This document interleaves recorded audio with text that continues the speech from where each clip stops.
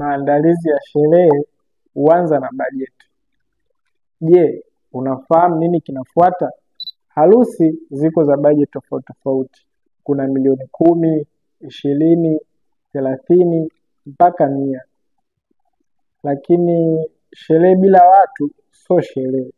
Kwa hiyo swala la kualika watu ni more sensitive zaidi. Hivi ishai kukuta ile unakaa Gongo la Mboto au Mbagala na shangazi yako anakaa Kibaha Pwani au Bagamoyo, na inatakiwa umpelekee kadi siku hiyo hiyo na inatakiwa imfikie?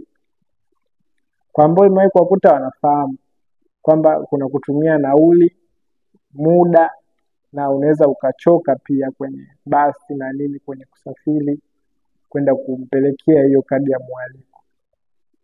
Ukiwa na simu ya mkononi, sisi yote hiyo tunaitoa, iwe smartphone au button.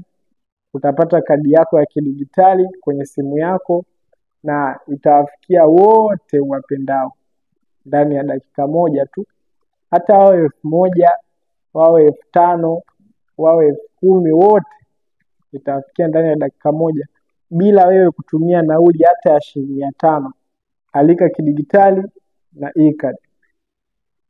Usisahau kufollow, kulike na kucomment. Kama una swali lolote kuhusu e-card, unaweza acha comment hapo, nitakujibu.